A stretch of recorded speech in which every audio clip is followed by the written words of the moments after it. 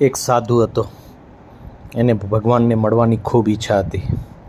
એમના જીવનનું એકમાત્ર ધ્યેય હતું કે કોઈ પણ જાતના સંસારી કે બીજા કોઈ પણ સુખ ભોગવવા નહીં, માત્ર ને માત્ર ભગવાનના દર્શન કરવા. આ માટે એ શહેર છોડી અને એક ઘાટ જંગલમાં ચાલ્યો ગયો. ત્યાં જઈ અને રાત દિવસ જોયા વગર માત્ર હવા અને પાણીના સહારે ભગવાનના નામનું સ્મરણ કર્યું.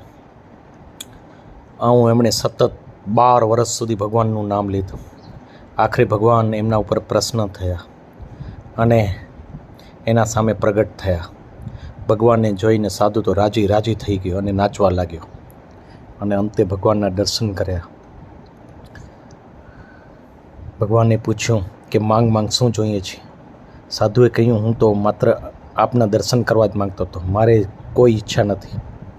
ભગવાનને નવાઈ લાગી. આજ સુધી તમામ લોકો એમને યાદ કરે છે માત્ર ને માત્ર કાંઈક જોઈતું હોય ત્યારે, કાં તો કોઈના જીવનમાં દુઃખ આવે ત્યારે જ આપણે ભગવાનને યાદ કરતા હોઈએ છીએ. પણ આ સાધુ તો વિરલ વ્યક્તિ નીકળ્યો એટલે ભગવાન ખૂબ રાજી થઈ ગયા. પછી ભગવાને કહ્યું કે માત્ર મારા દર્શન કરવા માટે જીવનના 12 વર્ષ આવી ઉગ્ર તપસ્યા કરવાની જરૂર ન હતી. હું તો જીવ માત્રમાં છું.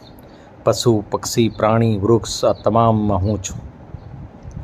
એથી આજ પછી દરેક જગ્યાએ કોઈ પણ જીવાત્માને તું જુએ તો એમાં મારા દર્શન કરજે. દરેક જગ્યાએ હું જ છું, તારામાં હું જ છું. સાધુએ આ વાત ગાંઠ બાંધી લીધી અને એને હવે સામે કોઈ પણ મળે તો એ હંમેશા એમ જ માને કે આમાં ભગવાન છે અને એના દર્શન કરે. આમ સમય નીકળતો ગયો. એક દિવસ સાધુ બજારમાં જઈ રહ્યા હતા. બજારમાં એક હાથી ગાંડો તૂર થઈ ગયેલો. એની આજુબાજુ જે આવે એ બધાને ફંગોળતો, મારતો સૂંઢથી અને બજારમાં અફડાતફડી મચી ગઈ હતી. હાથી ઉપર મહાવત બેઠો હતો.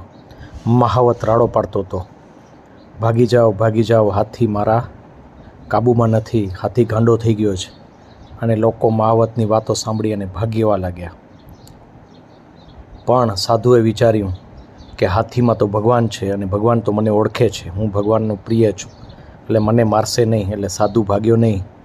પણ જેવો હાથી સાધુની નજીક આવ્યો એવો સૂંઢ પકડી, સૂંઢમાં લઈ પછાડી અને 2 પગથી સાધુને મારી નાખ્યો. સાધુના પ્રાણ પંખેરું ઉડી ગયા, જેને આપણે મૃત્યુ કહીએ છીએ. સાધુનું મૃત્યુ થયું, પણ ભગવાનનો ભક્ત હતો એટલે એને સ્વર્ગમાં જગ્યા મળી. સ્વર્ગમાં સાધુનો આત્મા જઈ અને ખૂબ ગુસ્સે થયો. એણે ભગવાન ઉપર ખૂબ ગુસ્સો કર્યો. ભગવાનને કીધું, ભગવાન તમે ખોટા છો. ભગવાને કહ્યું, શું થયું? એ કે તમે કહ્યું હતું કે હું બધી જગ્યાએ છું, તો હાથીમાં તમે હતા કે ન હતા? સાધુએ કહ્યું. ભગવાને કહ્યું, હા, હાથીમાં હું જ હતો. તો તમે હતા તો મને માર્યો કેમ? હું તો તમારો ખાસ ભક્ત છું, તમે તો મારા ઉપર ખૂબ રાજી છો. ભગવાને કહ્યું, બીજું ત્યાં શું હતું? બીજું ત્યાં બજાર હતી, લોકો બધા ભાગી રહ્યા હતા અને ઉપર મહાવત બેઠો હતો. તો ભગવાને કહ્યું, મહાવત શું કહેતો હતો?